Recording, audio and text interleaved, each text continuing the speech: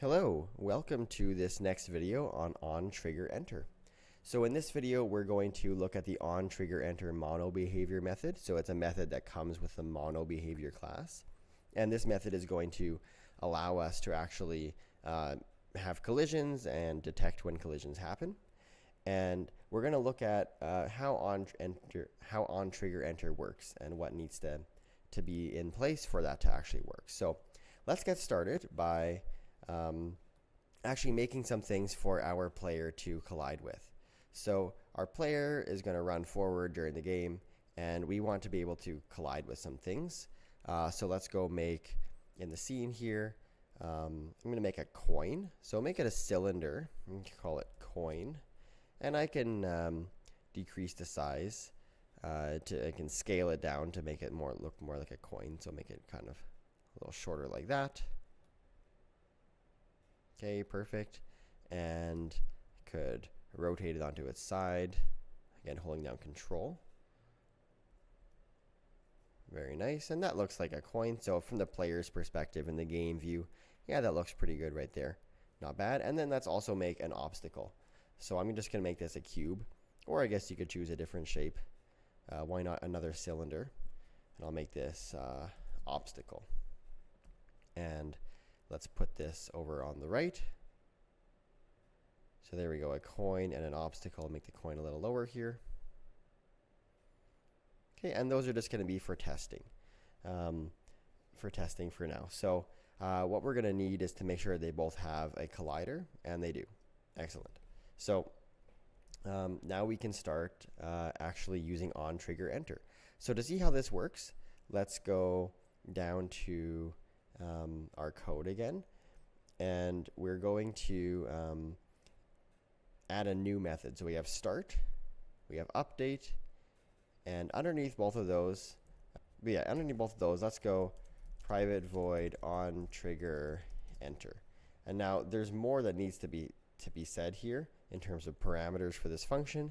So when you have this pop up, just press tab, and it'll fill it in for you. So here's some parentheses with the parameter of type collider called other. Okay, so other is the thing we're going to collide with.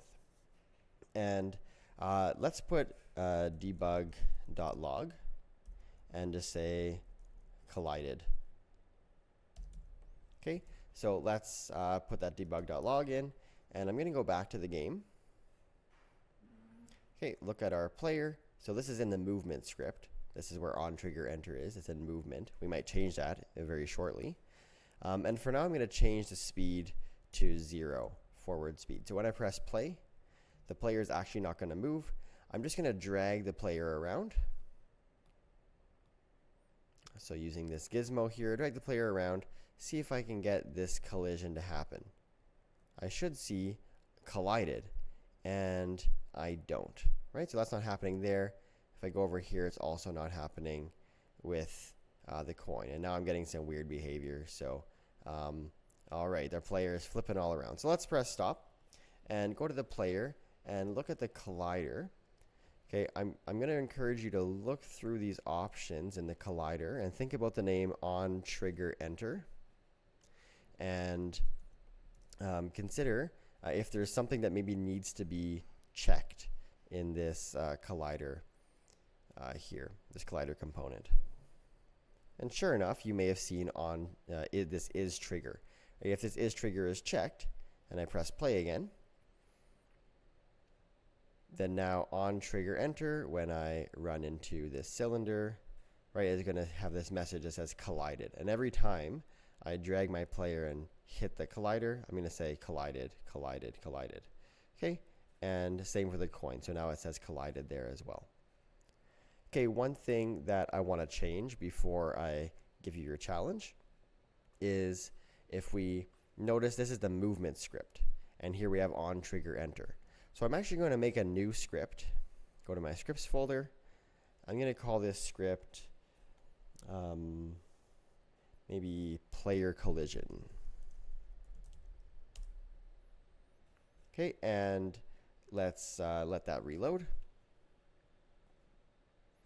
Okay, and on my player, I'm going to attach this script as well. So you can either drop it on the player in the hierarchy, or drop it on the player in the scene, which is going to be hard to do because we just have a model there. So that'll get dropped on the child. Or you can drop it on in the inspector here. So I'll drop it in the inspector. There we go. I have player collision. I can open up that script, and instead of start and update, I'm just going to copy this one from movement, this OnTriggerEnter. So actually I'm going to cut it, Control X, and paste it in player collision. And that's all I need to do here to make player collision be able to detect this collision. Okay, so let's just make sure this still works. Now when I drag the player and I hit this cylinder,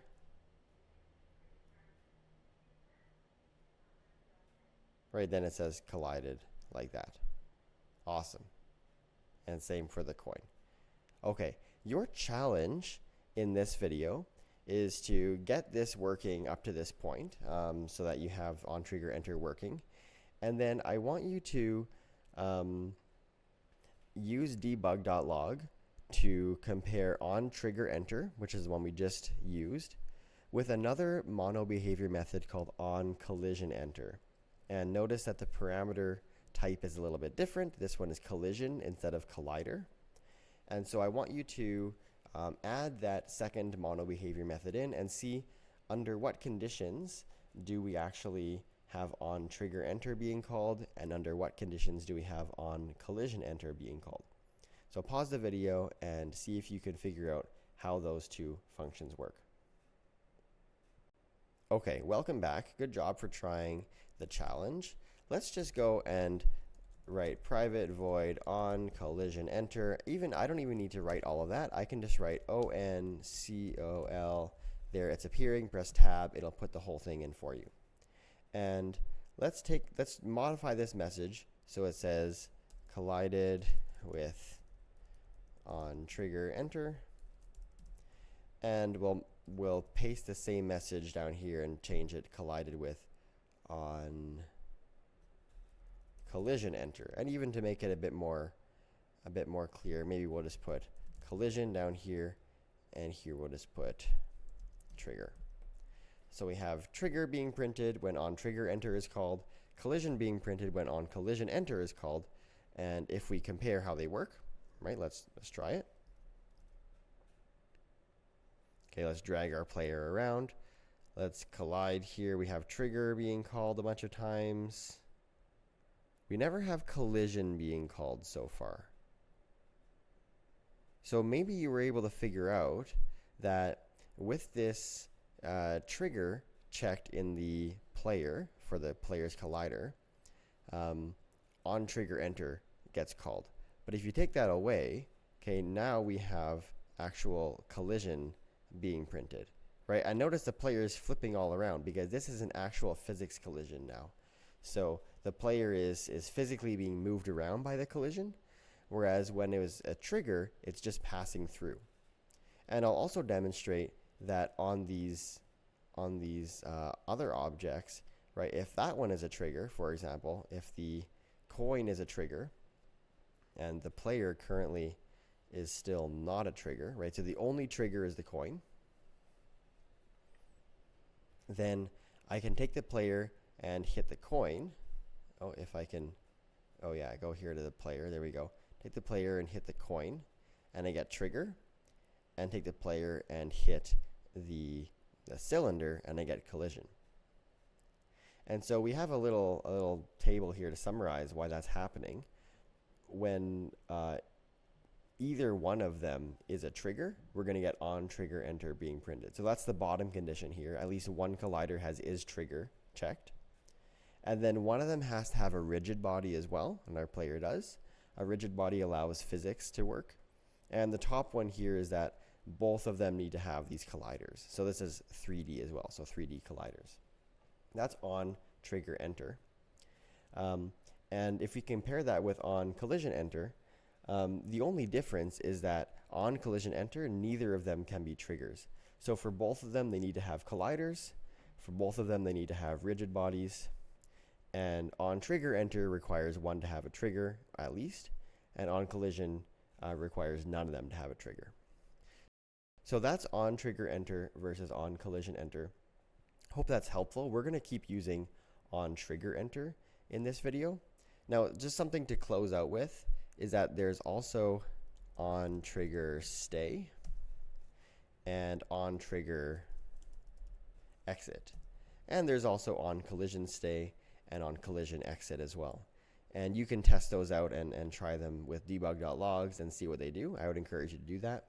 But for now, we're going to wrap up this video there, and we'll just leave OnTriggerEnter. And the next video, we're going to see how we can actually figure out what objects we're hitting. See you in the next video.